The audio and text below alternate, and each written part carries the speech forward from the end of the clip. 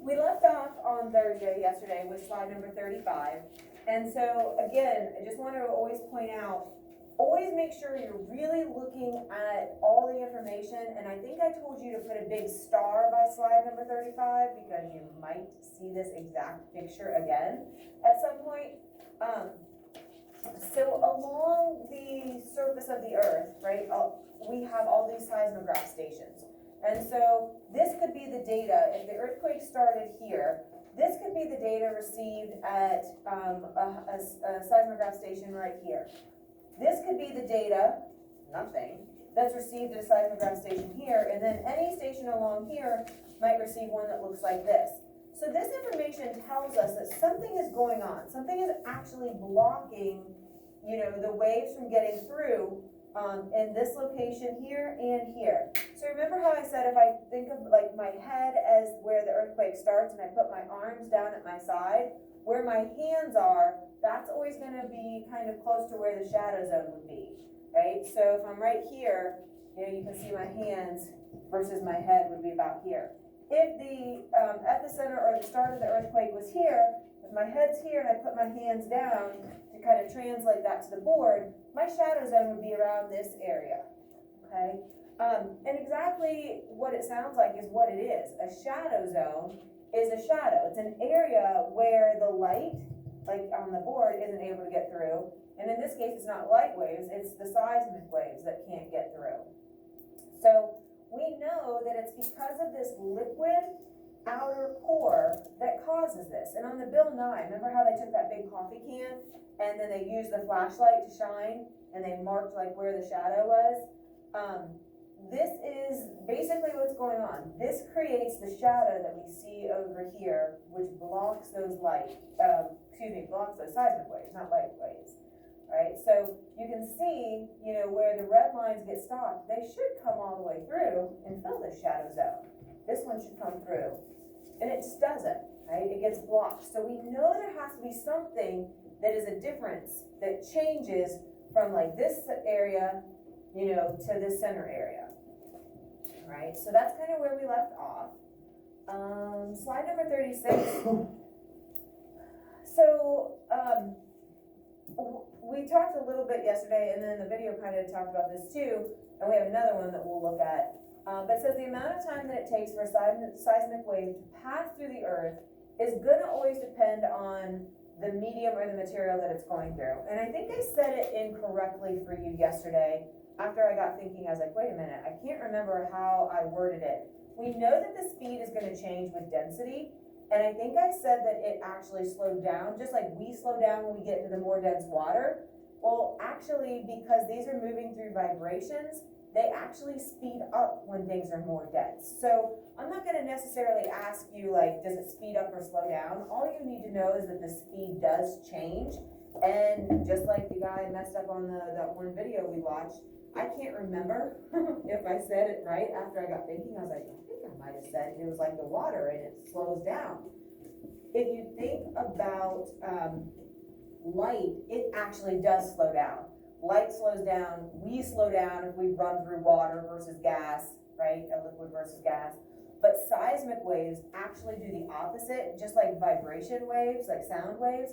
They speed up as they go through more dense material because there's more molecules for that vibration to travel through. So I just wanted to kind of clarify that, and I cannot remember which way I said it. After I got thinking about it, I was like, wait a second, I think I might have said it wrong. So what you need to know is that the speed does change as it goes through different densities, okay? It will change. And so since the speed is changing, it's because the time it takes for it to travel changes, right? And we can measure that, and that's how we get a lot of our information. So we can monitor when the P wave gets there, when the S wave gets there. And I found an online lab or activity that I'm going to have you guys do next week, and it's really cool. You're going to look at some seismic data, some P and S wave information, and then you're going to use that to try to figure out where an earthquake started. So we're gonna look at some of that firsthand data. But you're able to take P and S wave arrival times and kind of learn a little bit about the earthquake that started them, okay? So we're gonna take a look at this graph. If you notice, it has time on our y-axis. This is our dependent, so this is our independent. So as you go down, it has an effect on the time, okay? Or excuse me, not down, as you move away from the epicenter, excuse me. So your distance in kilometers from the epicenter. And remember, the epicenter is the origin of the earthquake, okay? So how far away you get from where the earthquake started is gonna have an effect on the time. And that kind of makes sense. So the farther you are, or the wave was from the, or the location of the origin, the longer it takes for that P wave to reach the seismograph station that is taking this information in, right? If it's real close, then it's gonna be a short amount of time, all right? So as you look at this, you see the P wave and you see the S wave. There's also something called the S-P interval, okay? This is gonna be the difference between this time and this time, all right? So it's gonna be the difference. When you think of the word difference, what operation do you use in math? Good. So whenever I'm saying the difference, we're saying, okay, we're gonna subtract these two times. And that's gonna be important for what we do here the next couple days, being able to understand that. So the first part says, determine how many minutes it took for the P and for the P wave to travel 6,000 kilometers. So some of this is just basically reading a graph. That's it. It's nothing fancy. It's nothing that you haven't done many, many times before. So if I go to 6,000 kilometers and I go up to my P wave, that's right here, and then I'm going to go over, how many minutes did it take? 10. Good. Took about 10 minutes.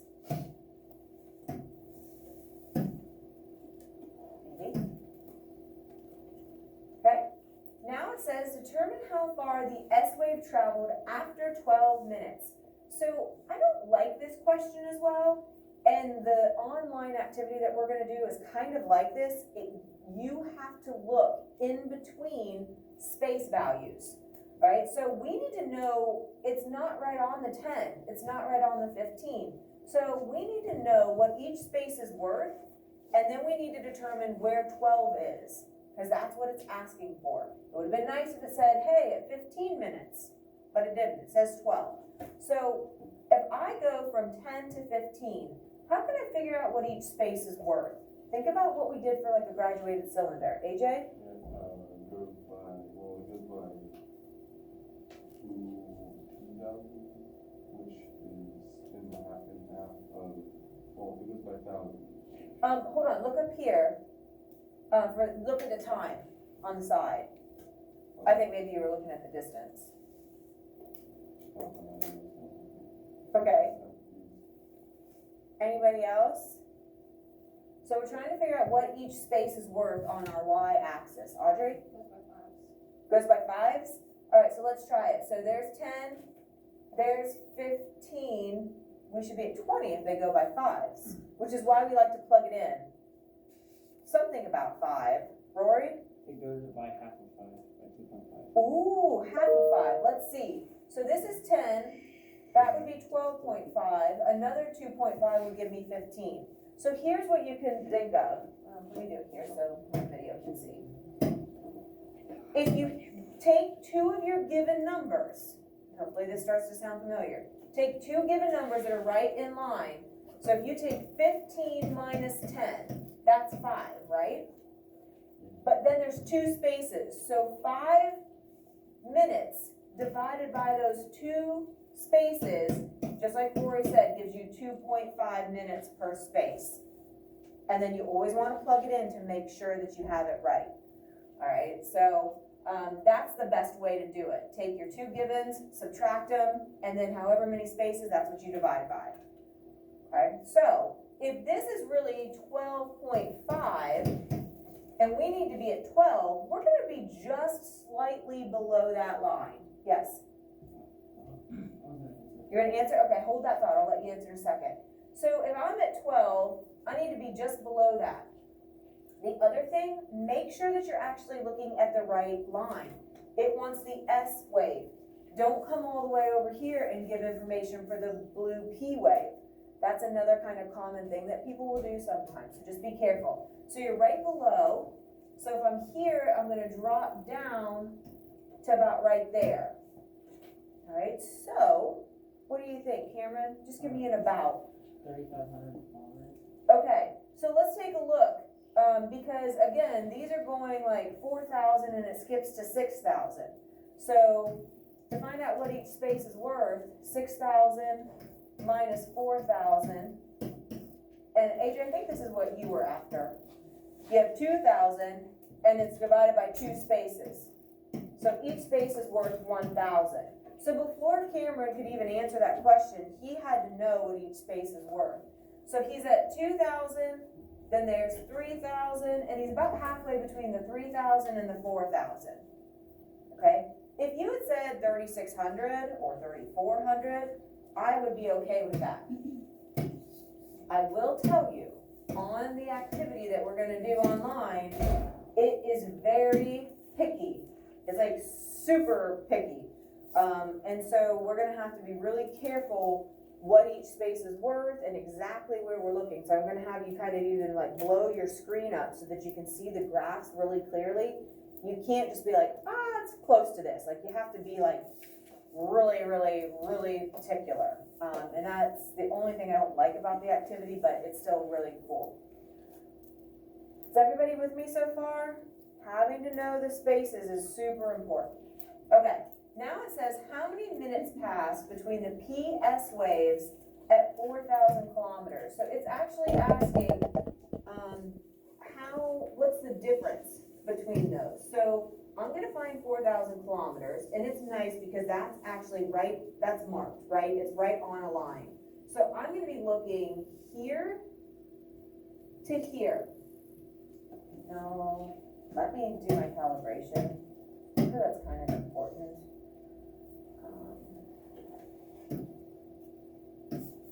Just did it the other day, but apparently it's not super friendly.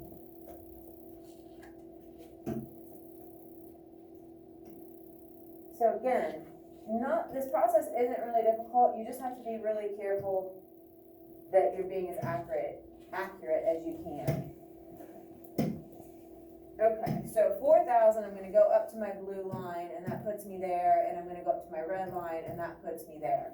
So I'm going to go over, and I'm going to be looking right here, and I'm also going to be looking like right there. So the next thing I have to do is figure out, well, what are those times, okay? So if I look at this, we said that these are 2.5 spaces, so this is gonna be at like 7.5 minutes, right? And then this one this was our 12.5, so I don't know, I mean, 12.5, or half of 12.5 and 15, so what do you think? What do you wanna go with? Probably 13. Wanna go with 13?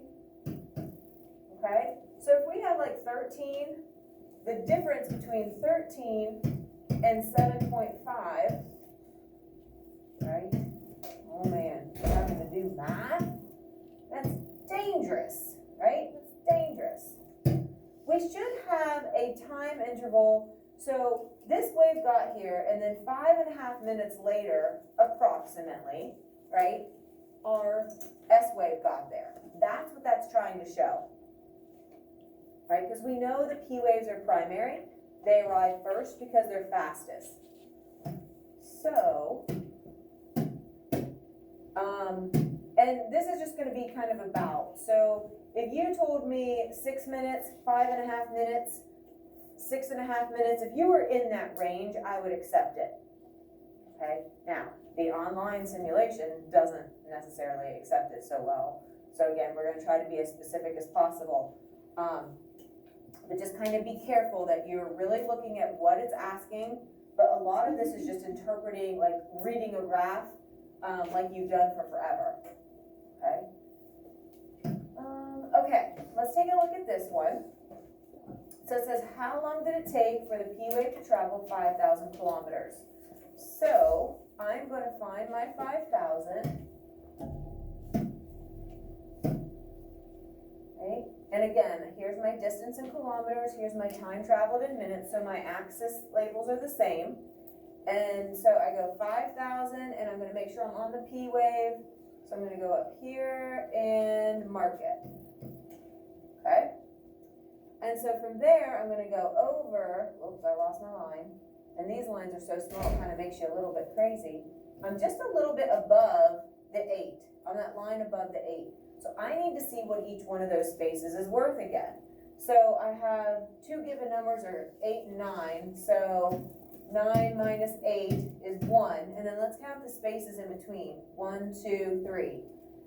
Okay, this graph is kind of screwy because usually you don't have spaces that are worth 3. Usually they're going to be worth 2 or 5 or something like that. But we'll go with it. 1, 2, 3. So we have 1 divided by 3. So it's really about close to like 3. Right? Oh, sorry. 0.3. Okay? It's actually 33.33, but we'll leave it at that. Okay? So each space is really, 0.3. So 8.3, 8.6, 8.9 gets us real close to our 9. So again, this is not a perfect, like we're not going to be able to be exact, and that's okay, but we have to kind of do the best we can with it. So it took, close to 8 minutes. And again, I'm going to be lenient, like on actual assignment things, saying about 8. Because you can't tell me it's 8.27 minutes. We don't really know that for sure. We know it's like 8.3, 8.2, like it's in that range, okay? So sometimes things aren't always going to be like perfect and just work out like super easy for us. So sometimes like it would have been nice if it had just landed right on the 8, then we would have known exactly, okay? All right, so then it says, how long did it take the S wave to travel 5,000 kilometers? So now I need to go 5,000 and do that for the S wave. So I'm going to go all the way up. I'm going to pass the P wave. I'm going to go up, and it's like right here. So it's like under the 15. So it's just under the 15. So really, it's probably going to be like, I don't know. It's going to be close to 15. Sorry, lots of clicking. Again, we know it's not exactly 15, but it's going to be close. And for what we're doing, that's good enough. Okay.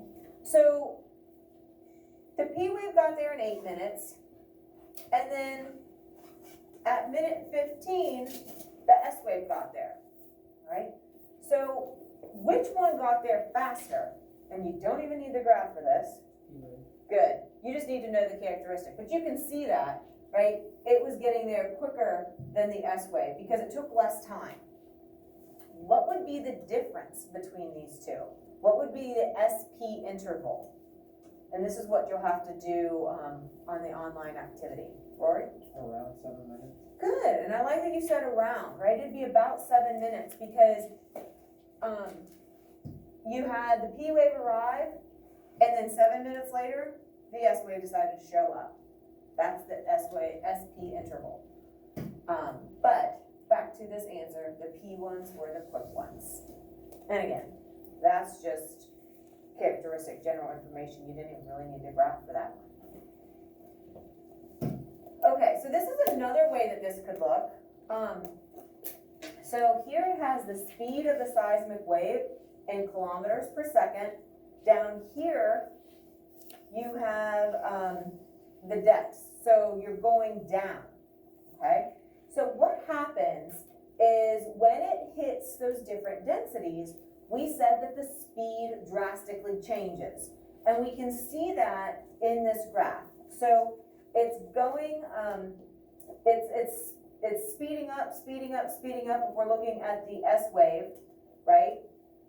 and then we get a dramatic change, okay?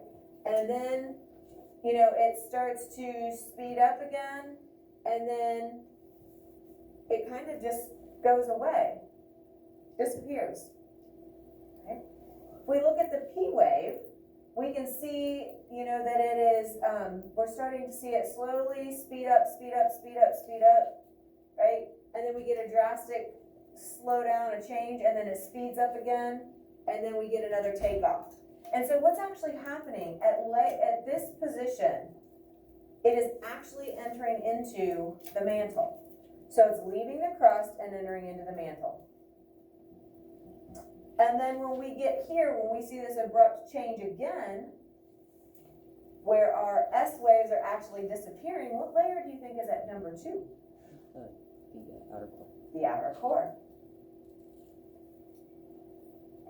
And look, the S waves are gone. They don't come back. They are stopped, right? Just like those other diagrams have shown us. And then it takes back off as the P waves go into the inner core. Okay, so this is just another way that you can look at it. But when you get that drastic change in speed, that's all this graph is trying to show. You get this drastic change in speed, you know that it is entered into a different layer because it has a different density. All right. And finally, and this kind of looks like in the video that we just watched, where they take this data and they put it into the computer, and then it's able to analyze it and put it into some, like, into meaningful information for us, right? This is what a seismic profile actually looks like. And this is something that occurs in what we call two-way time, or TWT. And again, this is just more so you kind of have an understanding of, like, how do we know some of this stuff? I'm not gonna quiz you on it necessarily. But two-way time is how long it takes a surface-generated seismic wave, just like they were showing in that video, to reach the rock layer and then return to the surface. So the blue line, or the blue arrows, are showing the same information, right? So it hits, it reflects, and it bounces back. So it sends this, actually it's going this way. It goes this way, and then it gets received over here. And then they send this one out, and it goes to the next layer, and then it refracts and goes back up. And then it hits down here and refracts and goes back up. And you can see this kind of concentration of lines right here. And it's giving them the data to translate into this, showing us those different layers. And that's called two-way time.